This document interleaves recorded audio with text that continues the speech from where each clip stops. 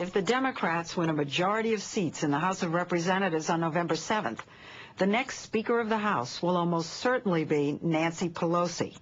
She would be the first ever woman Speaker, second in the line of succession, just 2 heartbeats away from the presidency. The 66-year-old Congresswoman from San Francisco has represented one of the most liberal districts in the country for nearly 20 years. Since she was elected Democratic leader of the House 4 years ago, she's been happy to push other members of Congress to the microphones to speak for the party. But now, she says, her time has come. More front and center lately, she has been the point person, for instance, in the party's attacks about the Page scandal. She keeps promising that if she becomes Speaker, she'd bring civility back to Washington. Just not now. You have called your Republican colleagues, right, these are quotes, immoral, corrupt. You say they're running a criminal enterprise.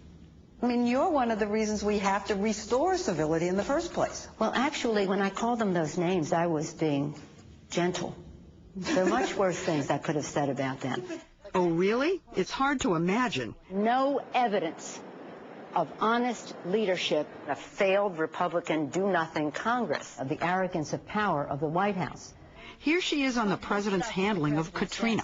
The president said he's going to lead the investigation into what went wrong. He need to look only in the mirror, for starters. If you're Speaker, I'm wondering how you'll work with him. I mean, here are some of the things, only some of the things you have called him: an incompetent leader. Right. You said, in fact, he's not a leader. He's a person who has no judgment. Ooh, that's right. It even stings to hear it now. I mean, obviously, the two of you are bound to get along just great. You know, we're professionals. We're professionals. You could go through a long list of things his surrogates have said about me. I know they have to do what they have to do, and they know I have to do what I have to do.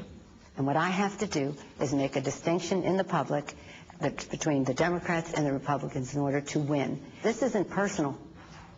This is about... Sounds personal. This isn't He's personal. incompetent. Well, I think he is. But that's personal. Well, and I'm sorry. That's his problem. How does this raise the level of civility? Well, we're in a political debate here. We didn't come here to have a tea party together and toss a coin to see who would win on an issue. I have very thick skin. I don't care what they say about me. And she needs that thick skin. Liberal Democrat leader Nancy Pelosi says she's being used for target practice. She'll reward illegal aliens with welfare, food stamps, and free education. How do we stop her? Republicans, including the president, go after her, saying if she's Speaker, it'll mean a weaker military, pampering of terrorists, and higher taxes. When we lowered the taxes for families with children, she voted against it. When we put the death tax on the road to extinction, she voted against it. Time and time again, she had an opportunity to show her love for tax cuts. And she voted no. Pelosi doubts the attacks will work, since most Americans have no idea who she is.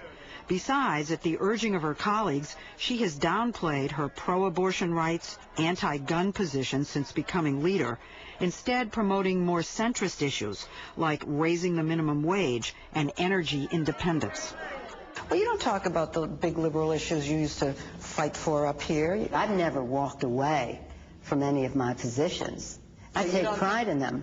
Gay marriage? Well, that's an issue that is not an issue that we're fighting about here. One issue she is fighting about here is Iraq. Are we safer in America because of this war? She opposed the war from the start, and now, like her, most Democrats support a phased withdrawal of troops beginning later this year. Does that not open you up, then, to that charge of cutting and running? This is just what they're saying. The issue is them. The issue is the war that they got us into. If the president wants to say the war in Iraq is part of the war on terror, he's not right. Do you not think that the war in Iraq now, today, is the war on terror? No. The war on terror is the war in Afghanistan. But you don't think that the terrorists have moved into Iraq now? Yes, they have. The jihadists in Iraq. But that doesn't mean we stay there. That means they'll stay there as long as we're there. They're there because we're there. What do you say to a Republican, I've heard this, that you, meaning the Democrats, but Nancy Pelosi as well, do not understand the serious nature of this threat, of the jihadists. I, as a mother and a grandmother, 14 years on the Intelligence Committee, don't tell me I have any underestimation of what the threat is to our country. So if you want to justify your failed policy by saying we don't understand the threat, clearly you didn't understand the situation you got us into. You don't just go into a war on a whim. The Democrats think Iraq is a winning issue for them, and so Pelosi fires away as she campaigns for different candidates almost every day.